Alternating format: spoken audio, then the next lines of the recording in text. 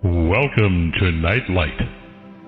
Step away from the mainstream and gather around as we enlighten the world and our realities and travel this cosmic journey we call life. Join us as we share with you and provide that beacon that can guide us all to a better way. Explore with us as we examine a metaphysical montage of spiritual insights covering everything from the mundane to the magical, UFOs to unicorns, and everything in between. This is a time of awakening, of sharing and evolving, of spreading our wings and soaring on the cosmic breath of creation.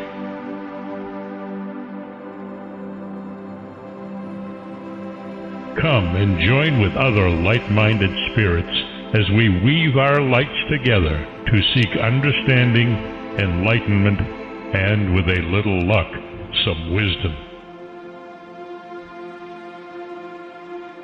This is Nightlight, a reminder that you are never alone.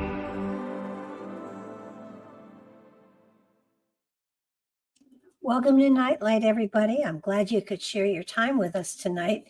It's going to be a really, really interesting show because it's, well, very interesting for me because this is one of my favorite topics. We're talking with Fritz Zimmerman tonight on his new book, Ancient America, The Dark Side. A little bit about the book. Malevolent spirits haunt the many burial mounds and earthworks in the Ohio Valley. The Book of Enoch foretold that the spirits of the giant race, born from the unholy union of women and fallen angels, aliens, would remain earthbound. The burial mounds were portals that connected the living with the dead. These ethereal spirits manifested as fairies, shadow people, and cryptids. Here in this book are firsthand accounts of people who have witnessed paranormal activity and these entities at burial mounds and earthworks sites in the Ohio Valley. Massive geometric earthworks were constructed using advanced mathematics showing the use of Pythagorean triangles, pi, square roots of numbers, trigonometry, and geometry only visible from the air. So who were they built for? Discover these ancient works' connections to UFOs from firsthand accounts that are given in the book as well. There are giants associated with these works. Another mythical entity, small humanoid people averaging 3 feet in height, is also found buried in the mass graves given burial around burial mound sites. They're described as having triangular skulls. Were they alien greys? In Ireland, there's a supernatural race called the Tuatha De Danann. They were associated with the other world and thought to live in burial mounds and earthworks, and they are spectral beings who manifest as fairies or elementals. Did these mythical people come to the Ohio Valley? For the first time, earthworks known as henges are photographed in the Ohio Valley, showing their gateways aligned to the Celtic May 1st Beltane and October 31st Samhain, sunrise and sunsets. The ancient similarities between the British Isles and the Ohio Valley are indisputable. It's a new day. Is it a new day in American history? It sure should be. Fritz is a writer of 9 books on ancient America that include the Encyclopedia of Ancient Giants in North America, which is a must-read if you're into giants. And certainly it's been a topic that I've been thrilled with for a number of years and have a lot on my website about. And so I'm just very, very delighted to have Fritz on the show tonight. Hi, Fritz. Welcome to the show. Oh, hi. Thanks. Thanks, Barbara. It's people talk about giants and they've been poo-pooed for so long. And yet, if you look at the 1800s, they were digging them up all over the place and they were in newspaper articles and they were really literally coming out of the ground. And while a lot of them were sent to the Smithsonian, there's not a lot that the Smithsonian had to say about them, actually. Why was that? Well, there's one guy that wrote a book on giants lot that was in his book was my research. The Smithsonian didn't have but a small percentage. And there are large skeleton that disappeared. They were sent there, disappeared. But they also gave insightful reports and measurements on large skeletons, and more particularly in the Charleston, West Virginia. And there, I think they dug into about 5 mounds, and in all of those mounds, they had skeletons that were high 7 into about 8 foot. So they did document that they were finding, the large skeletons. And in this case, we have all these large skeletons in one city. I mean, the large skeletons they found in Charleston would be taller than anybody in the NBA today. And so it's not over a large geographical region. And then we, compress that into, a large race. We're talking about, within about a 10-mile stretch going up and down the Charleston or on the Kanawha River there at Charleston, West Virginia. But yeah, I mean, they did receive skeletons. They did disappear from there. But I think this conspiracy thing really leaves out what they did report. And that is important as far as, making the giants believable. Because if you're going to say that the Smithsonian was involved in this large cover-up, on the opposite, I mean, if you're trying to prove there was no cover, it was the Smithsonian that, really had the valid reports that you really can't deny. And they were reporting large skeletons. So it's kind of a double-edged sword there. Well, I think the other thing that in my research that I found, it's the little people too that don't. They seem to have not gotten the same amount of publicity. I mean, there was reported in the book battlefields that had 75,000 to 100,000 skeletons of little people. I'm not familiar with that. I've probably documented more of little people graves than anyone, both in the Encyclopedia of Ancient Giants in North America, and then I bring it up again in Ancient America, the Dark Side. And in the Dark Side, I bring out that the skulls of these little people were described as triangular. Now, there was a mass graveyard in Coshocton where they did describe triangular heads or triangular skulls. And I think there was about 1,000 there that they were describing.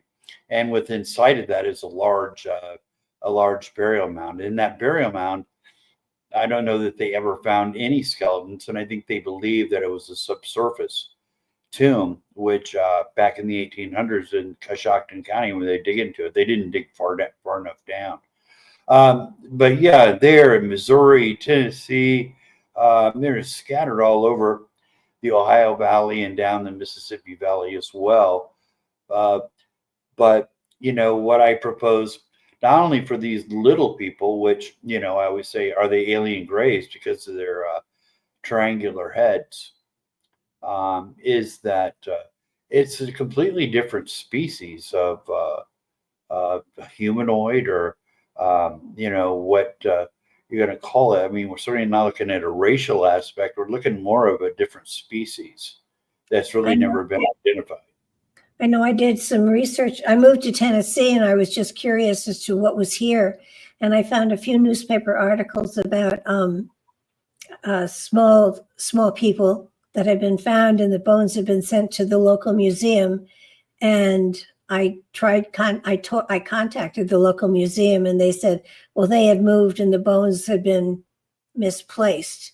And so because I was very curious to see what they would look like, and this goes back to the 1800s as well.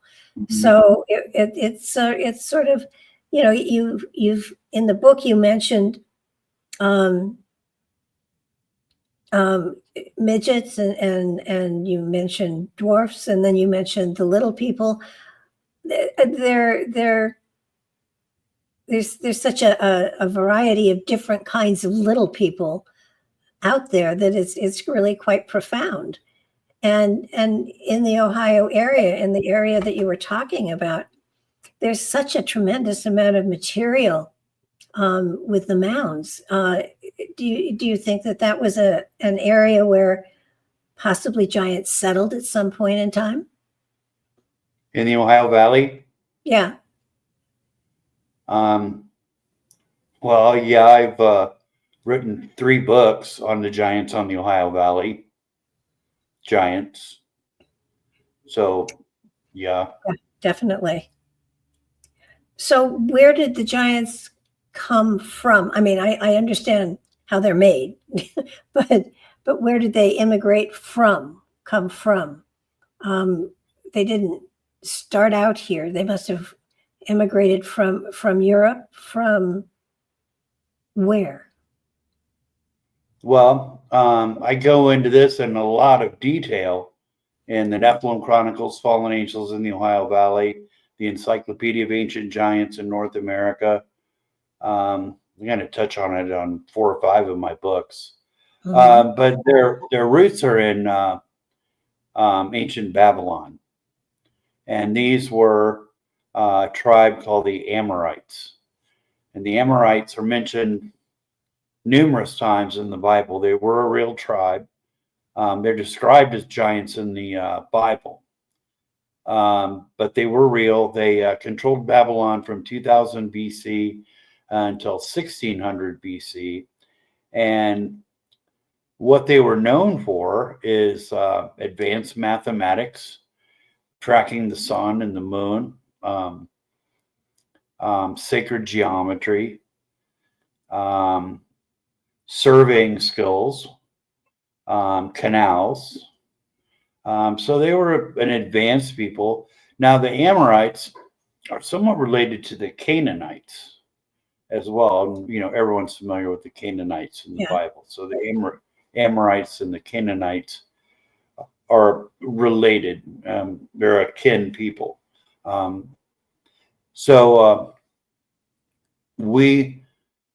The fact that the earthworks, these geometric earthworks in the Ohio Valley, were constructed having to have the knowledge of pi, square roots of numbers, squaring circles, and trigonometry, certainly lends itself not to have been Aboriginal, but it was knowledge that was brought here from somewhere else. Well, there's been certainly paranormal activity in a lot of these mounds, around a lot of these mounds. Have you ever seen any yourself?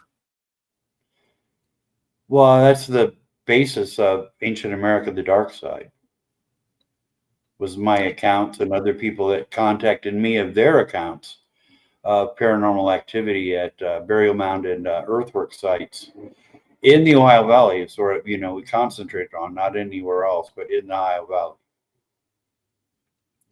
It's amazing because people see these mounds and they don't really often understand exactly what they are. Are there mounds that have not yet been excavated that are going to be, or basically are they using LiDAR and stuff like that to or ground penetrating radar to see what's in them? Well, I'm sure that happens. What our basis is throughout the 1800s and early 1900s, a lot of them were excavated.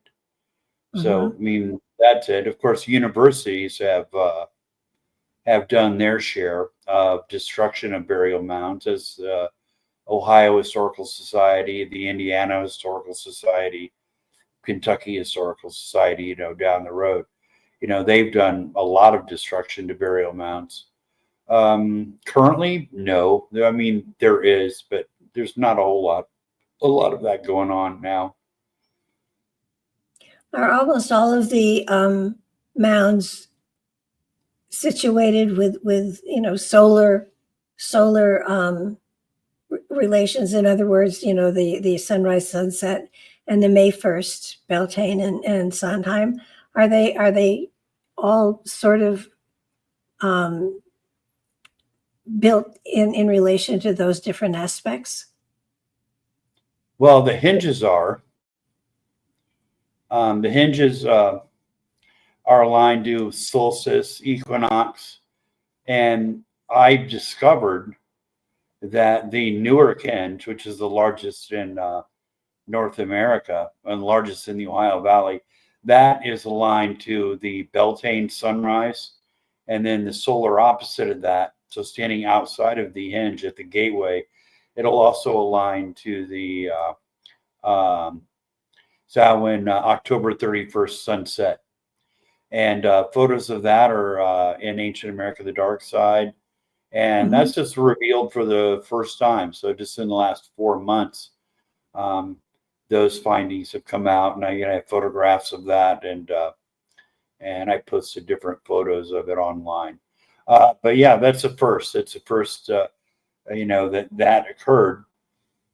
And so I was there for both the October 31 and May 1. And, Beltane has its origin in the ancient Levant with the Canaanites and the Amorites. So we can trace it back to them. And that Bel is Baal, which is the Canaanite god. So there's definitely a tie there. And then there is no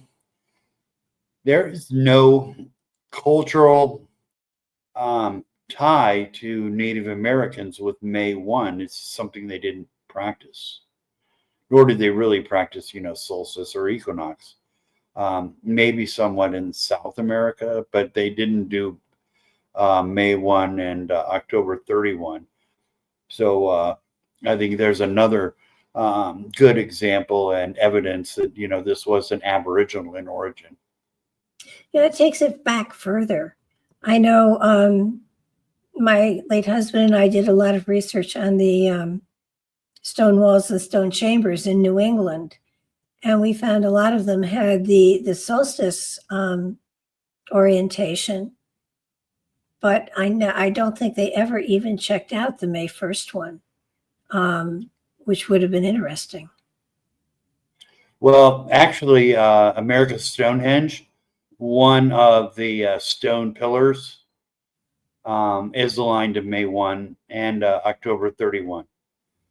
And, really? I didn't know that. Yeah, so it does show up there. And, America's Stonehenge is early. It's earlier than what you're going to find in the Ohio Valley. But when, and at that point, we're still in the megalithic era, which is going to start dying out around 1200 BC. The Amorites are in Babylon till 1600 BC. Then, we show more concentrated in England with the hinges. Stonehenge. There's the stones you all know of Stonehenge, but there's an earthwork that goes around Stonehenge. Yes. A hinge is a circular earthwork with an interior ditch, an outer wall, so the ditch is on the inside, and a gateway that will generally align to a solar event. So Stonehenge is aligned to summer solstice sunrise. And so you're going to see that.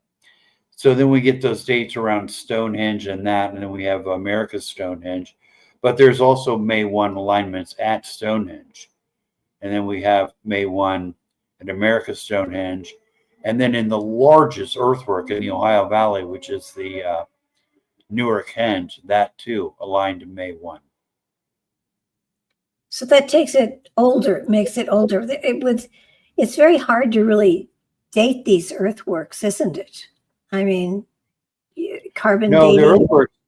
The earthworks can be dated pretty well, generally by finding carbon. Now, Newark, archaeologists like to say it dates to 500 BC because that fits their paradigm. Yeah. I knew somebody that was actually with the Ohio Historical Connection dig into the Newark earthwork, the hinge, Yes. and part of the carbon dating came back 800 BC. But because that didn't fit the academia's paradigm, that was not released, and they released 500 BC. So we know that that Newark is much older. So that was one date that got 8. I mean, we could maybe go back 1,000, 1,100 BC on the Newark henge, and again, that makes it more contemporaneous with Stonehenge and what's going on in the Middle East and Babylon. It's interesting in that it clearly there was a culture there that we don't know a great deal about, because there's the bones and things inside the henges that they have found, or the burial sites. There aren't that many that give us a clear indication of the people of that time. Well, actually, there are quite a few skeletal remains, and what is interesting about the skulls of the giants is that they're always described as having sloped foreheads, a bulging eye ridge, massive jaws, and sometimes occipital buns, which is in the back of the head, of course. And an occipital bun is more indicative of a Neanderthal skull. So in ancient America, the dark side, I do get into the skull types, and also propose that, we're not going to get into a racial thing of who is building the mountains in Ohio Valley, because what we're really looking at is a completely different species of man. And that heralds back to the biblical account of the giants. He said that they were born in Genesis 6:4 from angels intermingling with women. Yeah. And then the product of that was these giants. So you could either be the biblical, or you could think that it was possibly some sort of alien genetic manipulation. But whatever it is, we're not looking at modern human men, but we're looking at a completely different species. Is it mostly men, or did they find women as well?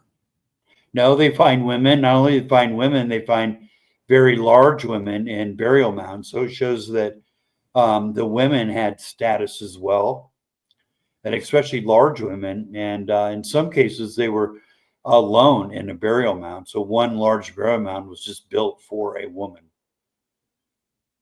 Theoretically, a medicine woman or something like that. Or I think you mentioned red ochre in a couple of places, so that they had used red ochre to designate a spiritual connection.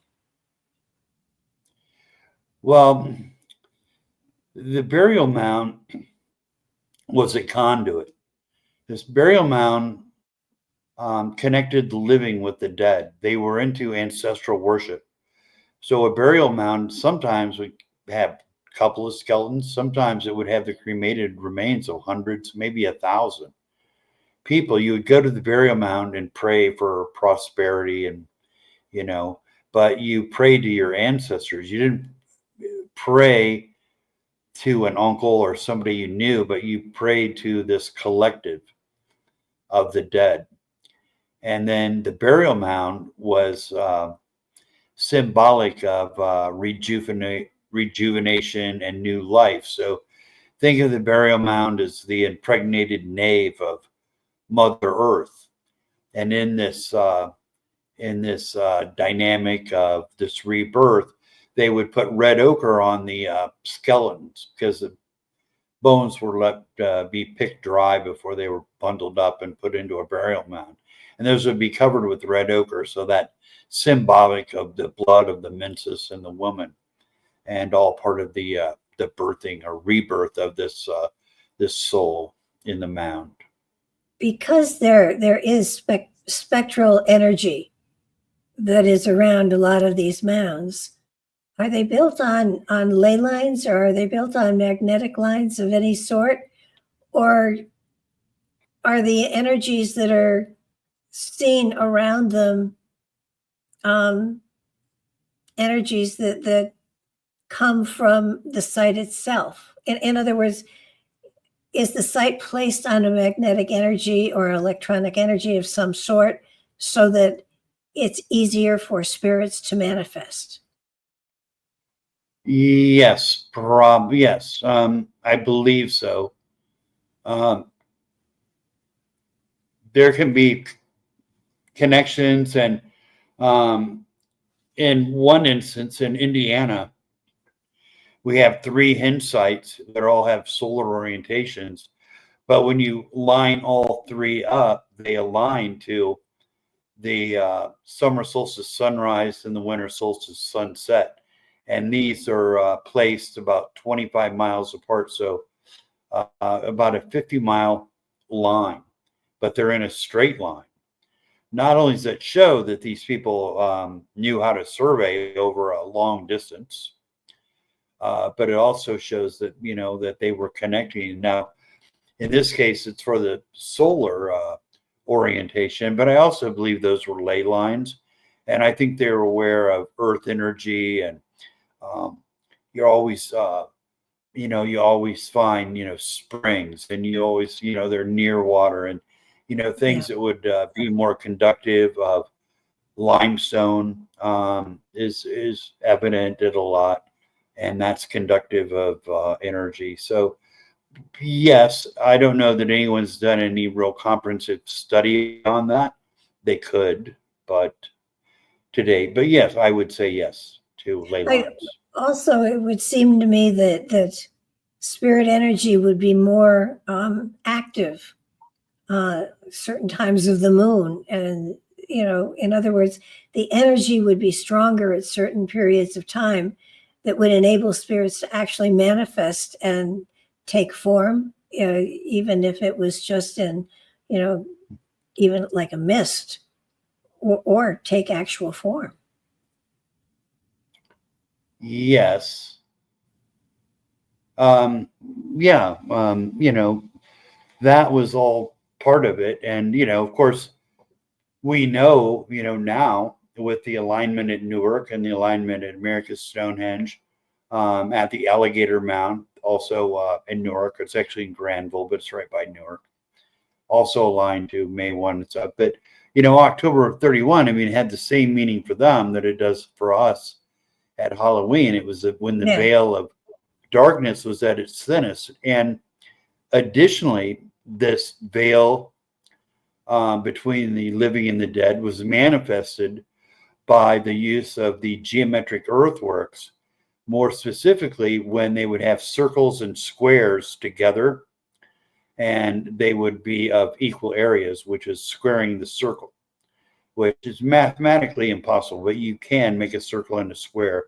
Both have equal areas. And they did that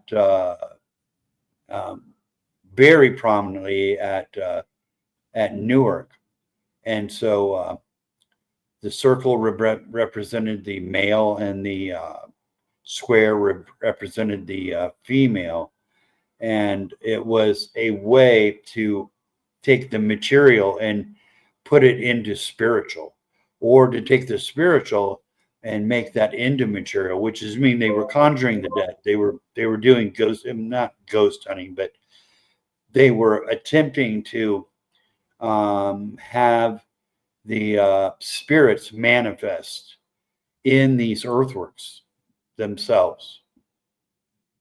It makes great sense to me that if there is enough energy there, that a spirit, could manifest.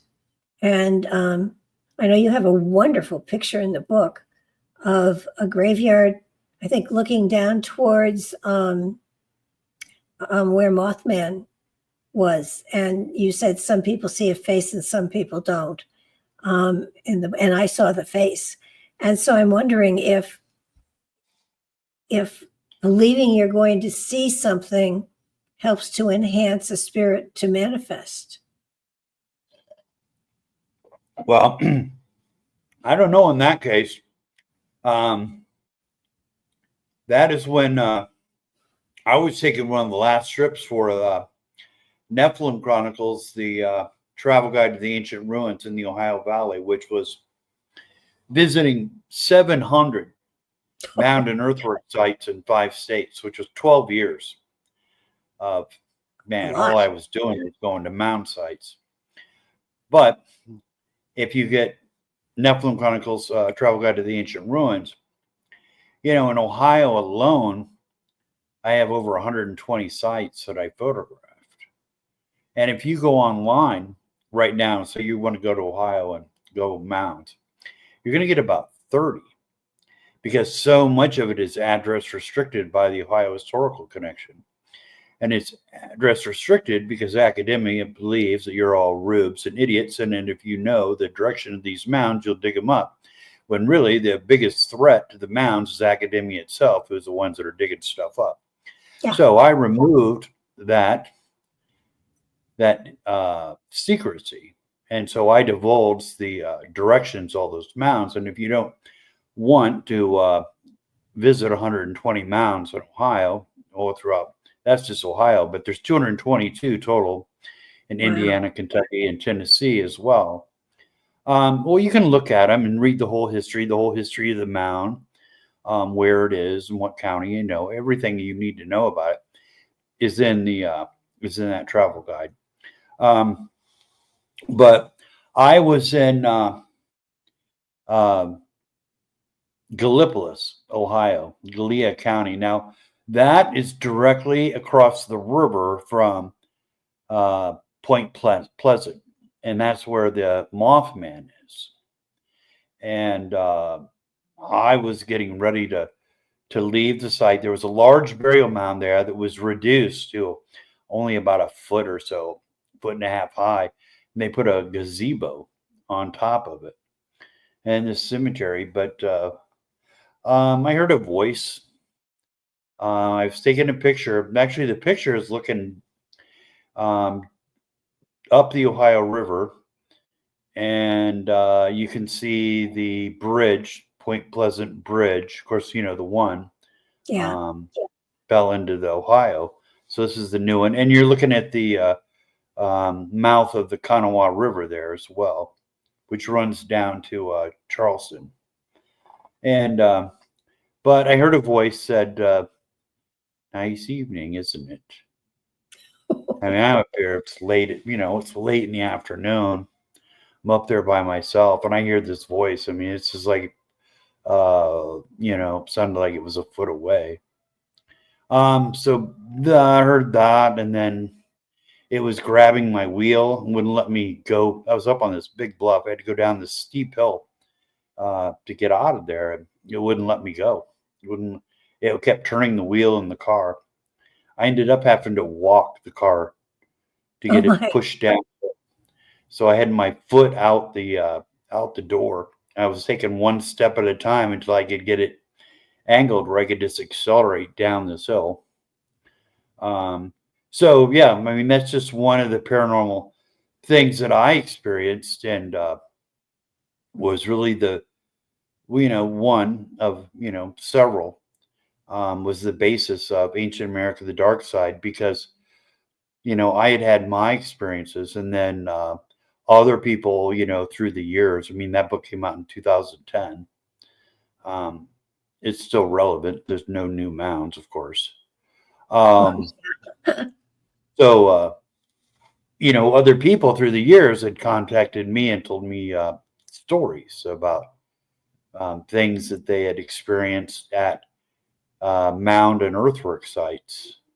So, it's an accumulation of those to the point where there was so many of them. And then what I experienced, that there's really something here, that this is probably the most haunted place in America, is the Ohio Valley with the burial mounds.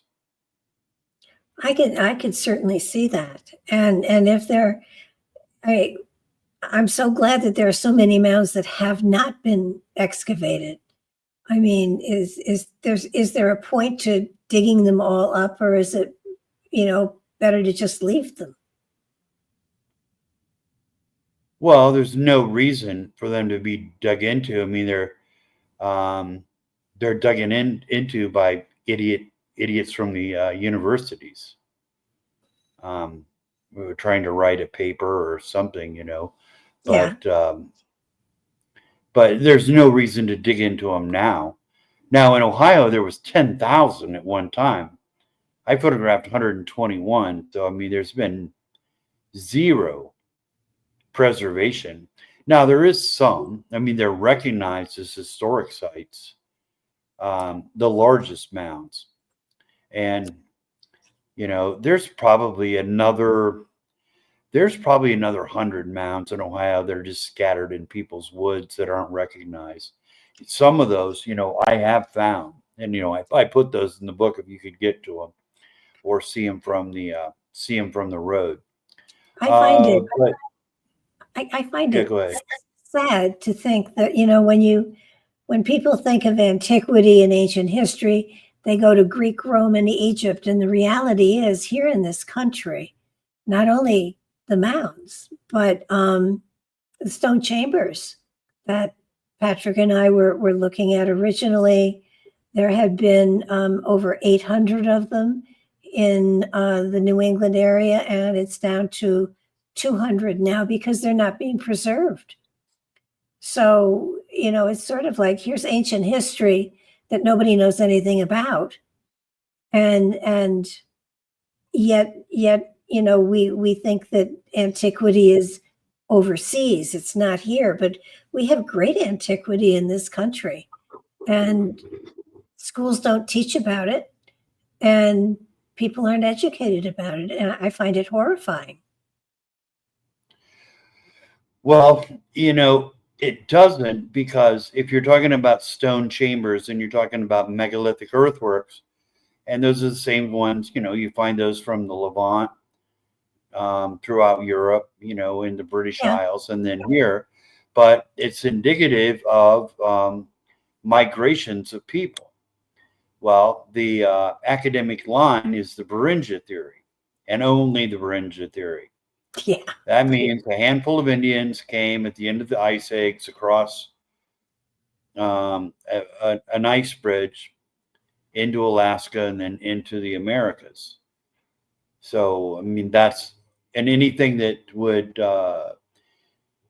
counter that is dismissed and thought to be a lie.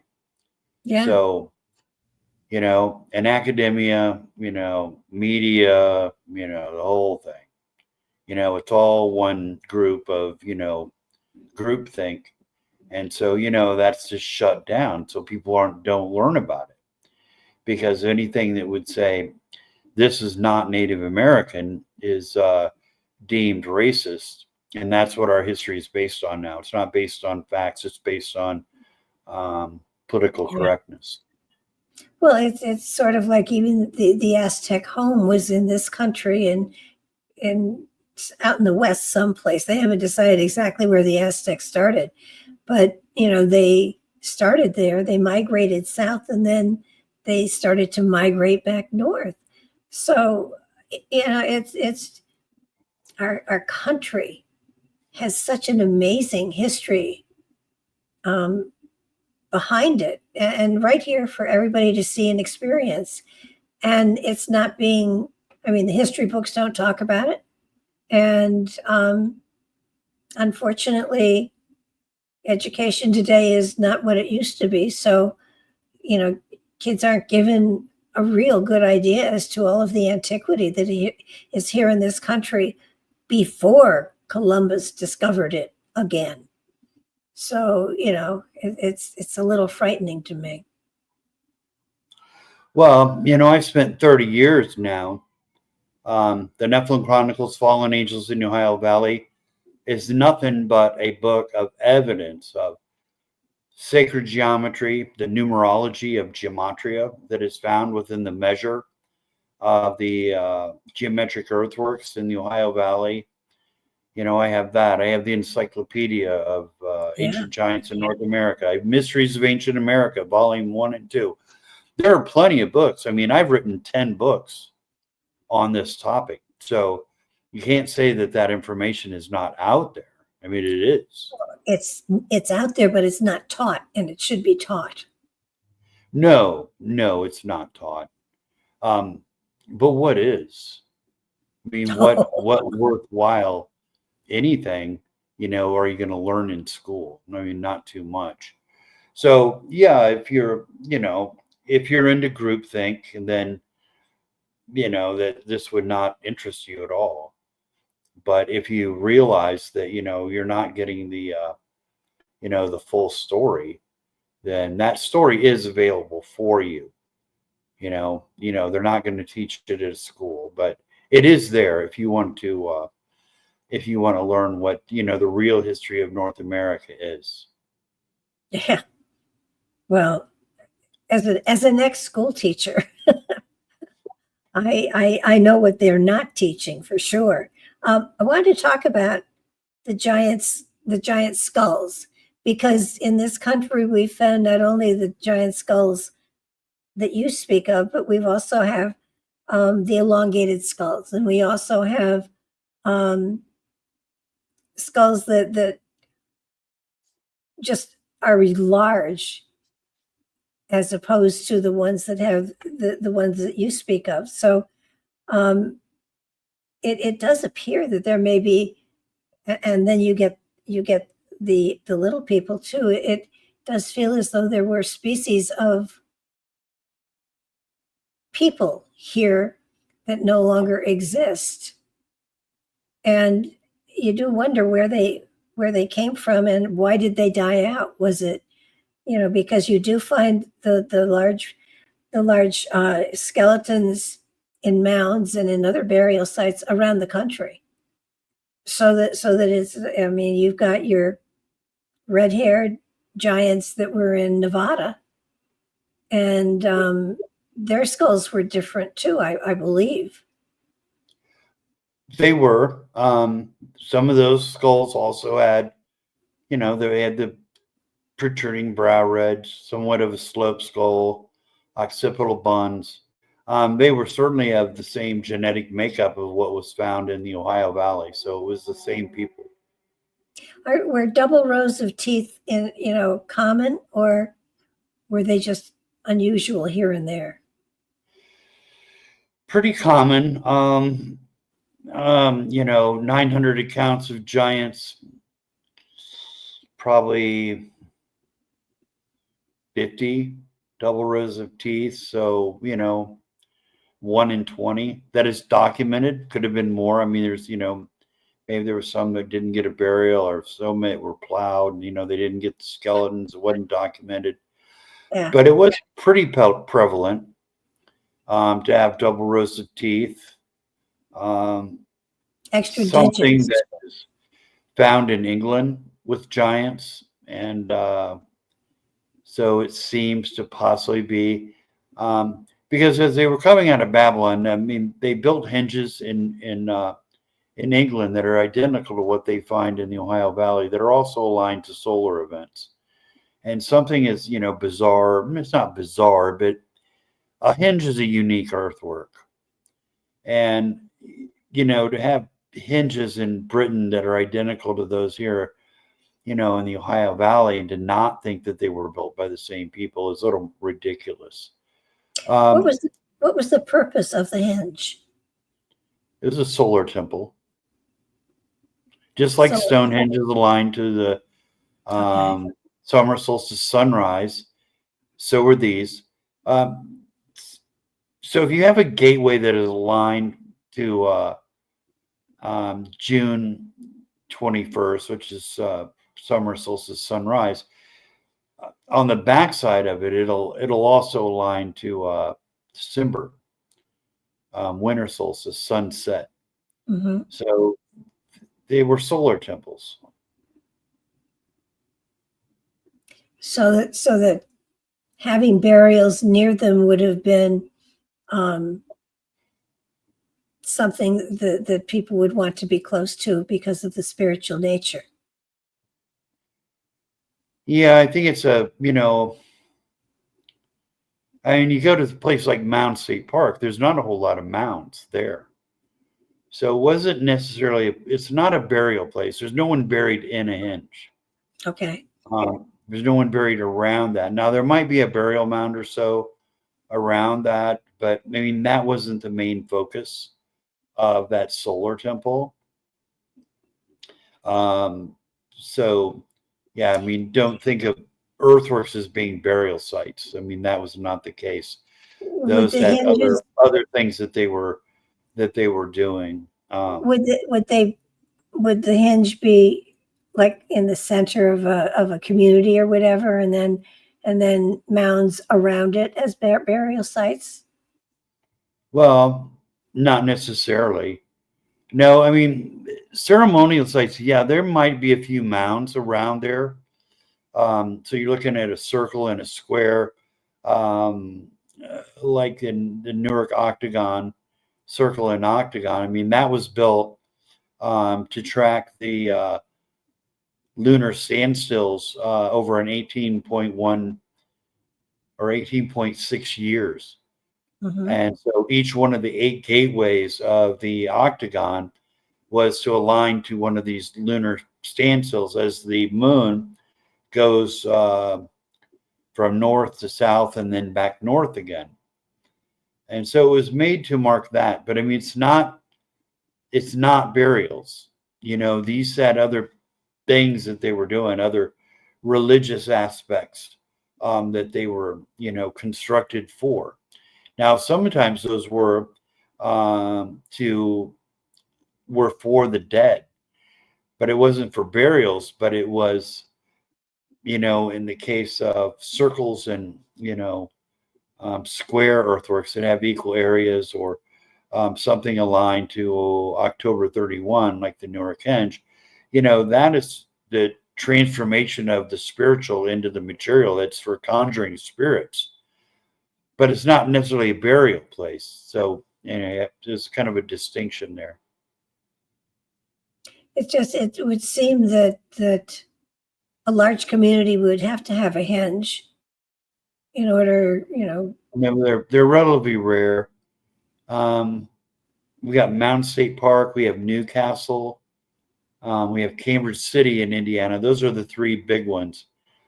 Some smaller ones in Ohio, Newark, Chillicothe, maybe 4 or 5 hinge sites in Ohio. So it's a very special earthwork, very unique, very special, but you're not seeing little hinges everywhere. There was a lot of earthworks that were small circles, squares, a lot of squares that represent the Earth Mother. And then sometimes they combine both of those, which is an old world religion. But no, you're not finding, there are places you would come to. They were probably places you would come to. You would trade there. You would have different groups. So you would intermarry, maybe husband or, daughters or sons, and, they would get together with other people. So they were more like, you had the spiritual aspect, and, it's like going somewhere for, Christmas. You're going to go and you're going to meet with all these other people and that. So, I mean, there was different aspects they were for, culturally, they were important. Are there any around Serpent Mound?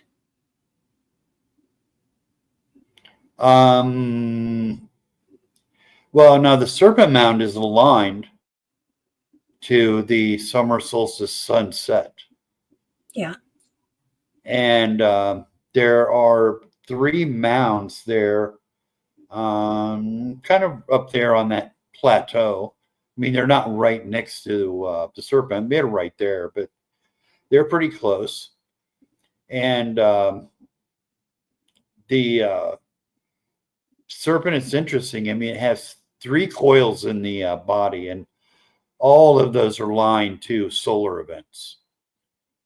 Every bend in that Serpent body is either equinox or a solstice. So I mean, the whole thing was laid out to as a solar marker. But you know, I think, well, you would probably have to go to Chillicothe. It's probably a good 70 miles to the nearest henge Ah, okay. from So, there. so there were places where you took a journey, to a spiritual journey, to be present for, and a gathering. So they seem to be magical in many ways. Well, they were. They were. I mean, this was a real special place to go. Now, see, there might be one site you would go to for the equinox. There might be another place you would go for summer solstice. There might be another place you would go for the winter solstice. You might have a different place to go for the spring equinox opposed to the fall equinox. So no, they were real gathering places. And but they were, well, what's odd about these is, you know, for those not familiar with Newark, I mean, I would suggest look it up. It's a circle and an octagon. The octagon, I just said, is aligned to the lunar standstills in the 18.6 year not rotation, but circuit of the moon from north to south. And but the size of the circle and the octagon, to give you an idea, there is a regulation golf course in the center of the Earthworks. Oh, that's huge. You know, yeah, these are massive Earthworks. And the thing is that here you have this circle, an octagon. It's just immense in size. And it can really only be seen from the air. Only from the air do you really appreciate its size and its geometric precision. So when you're standing on the ground, I mean, you're looking across this octagon, and yeah, you can see there's a wall over there in the octagon. Of course, it's an octagon, so they're all kind of slightly, going at a different angle. But you ask, how did they check their work over something so vast and so, geometrically precise? Not only that each one of these gateways align to these lunar standstills over 18 years. Well, what do you do all those years where it's cloudy that night? Oh my. And the moon bounces around like a rubber ball. Yeah. I mean, it'll rise here in the sky that one night and completely opposite the next night.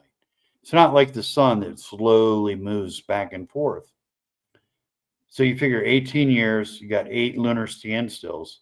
You imagine all the years that it doesn't line up because of clouds. I mean, just how many years it would take to finally do this. And then you can't, it's not like you walk into this and you're just like, Godsmacked because of its grandeur, because it said you really can only appreciate it from the air. And a lot of the geometric earthworks, or all of the geometric earthworks, are about that size. Or you're looking at a circle, it's going to be 1,000-foot diameter.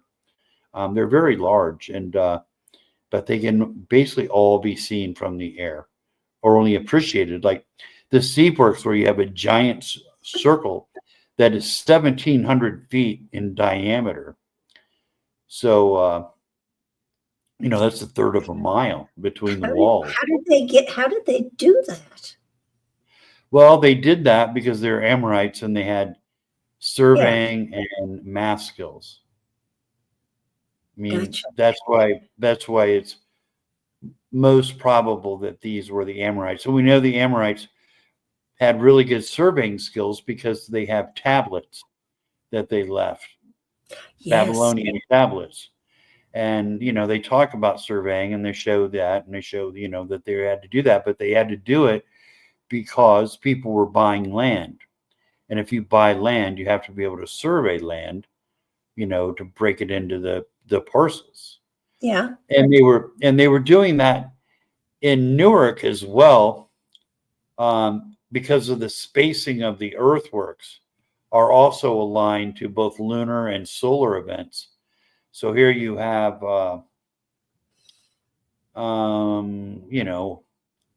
half a mile, over a mile, 2 mile distance between them, but they line up to solar events. And in the case of Newark, the walls are each a mile when aligned up to Geller Hill, which is the highest point of ground there around the Newark earthworks, but a line to the middle of the octagon.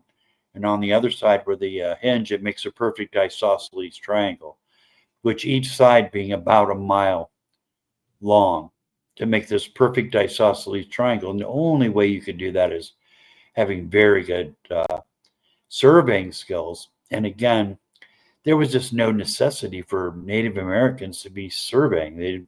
They weren't land buyers.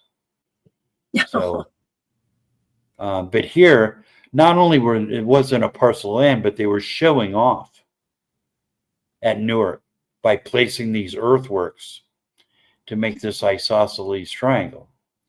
Not only was it an isosceles triangle, but they're also spaced to have a 3, 4, 5 Pythagorean triangle, which they also knew. It was Pythagorean's theorem. So here we have these two aspects of Pythagorean triangle in the spacing of the earthworks. So we're not talking about, a drawing. Yeah. We're talking about something that is thousands of feet across, but when they're put together, they do form a Pythagorean triangle. And this is from Hively and Horn, and they are from, starts with an E, but it's a college down in Richmond, Indiana, but they are the foremost experts on the Newark earthworks and very respected scientists. Earlham College down in Richmond, Indiana. But that is that's their findings, not mine. But they're the ones that found the Pythagorean. And now the Ohio Historical Society, well, before, they just thought this was racist, propaganda for them to even be saying that. However, now the Ohio Historical Connection believes it because there was another earthworks in Winchester, Indiana, a rectangle that was built using 2 Pythagorean triangles. So we have it now in 2 different, in the spacing of the earthworks. In a Winchester, we have it within the measure of the earthwork itself. So now the Ohio Historical Connection says that all of the earthworks in Ohio was built by one really smart Indian who knew Pythagorean's triangle, knew how to survey, knew trigonometry, pi, square roots of numbers. He had all this knowledge. Well, the earthworks were built over 1,000-year period of time. Yeah, I was just going to say, So they said it was one person built all of it. He was a genius. They call him the Michelangelo of Native Americans. Nobody else knew, just this one guy. He had all these thousands and thousands of people moving earth around. Here's another example. There's a site called Fort Ancient in Ohio, Warren County. The walls on this earthwork, if you put those in big, trucks, big dump trucks. Yeah. Not like a one you drive. I mean, industrial dump trucks that you see at construction sites. All right, just think Cincinnati. If you're not familiar with this, from Cincinnati all the way to the Great Lakes, which is Cleveland, Ohio, it's 180 miles. So imagine 180 miles of big trucks, bumper to bumper. That's how much dirt is at Fort Ancient. And archaeologists want us to believe that they dug all this dirt using clamshells on a stick. Yeah, right. And which would mean there would be literally millions of clamshells that would be found in this earthwork. They just go through them. It's flimsy. There's not. Where are they? They're pretty inert. Clamshells stay around 1,000 years. Yeah. They're not. So there's just so much disinformation because everything is so grand. Yes. That it simply cannot be explained in the context of a Stone Age people. No, it's sort of like the pyramids with copper tools. So, hard to figure out how it happened. And no way that we'll ever really know. But Well, I think we have a pretty good idea. I think we have a pretty good idea now. It's just it's not being accepted. By academia, it's not being accepted. Maybe in 50 years, maybe it will. But right now, it's not. But, that's just the thing. I mean, the truth is out there. If you need to be spoon-fed information every night by ABC News, you're just going to live your life ignorant of everything, or to believe, your local university, they have their own agenda, and that agenda is that everything is Native American. Anything is not in belief of that everything was built Native American needs to be destroyed, ridiculed, or whoever is writing it, censored. So yes. Well, happily, you've got a lot of material out there. I just noticed we're going over time here. So I want to thank you so much. Your book, it was wonderful. It was fascinating. And I really highly recommend people get it and read up on a lot of this material, because it raises lots of questions. And that's a good thing. If you make people think, then they're going to go check out, the material and learn something about the country. And the name of the book is Ancient America, The Dark Side. And the author is Fritz Zimmerman, and his other books on giants are also I've had him on a long time ago on one of his other books. I think it was like 10 years ago. It was a long time ago. Yeah, it probably was. It probably was 10 years, because Nephilim Chronicles came out in 2010. That's I was probably talking about them. It could have been, it could have been over 10 years ago. So, and the Nephilim Chronicles was a fascinating book as well.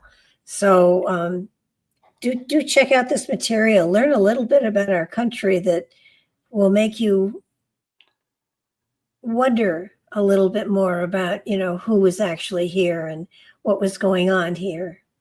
Yeah, it's I have it priced right, $14.95, and photos of Beltane and Salmon at Newark, and the pygmies or the fairies or little people, whatever you want to call them. I mean, that's all in there, and all of the mathematics at Newark. I mean, all of that is in there, and then all of the paranormal stories that people have relayed to me, and then my own accounts are in there. So so far we get a 5-star with Amazon, so people are enjoying it. So I hope you enjoy it as well. Yes, absolutely. Thank you again. It's been such a joy talking to you again, and hopefully we can get people more interested in what's going on here in this country and learning more about where we came from. Thanks again, Fritz. All right, Barbara. Nice talking with you. Take care now.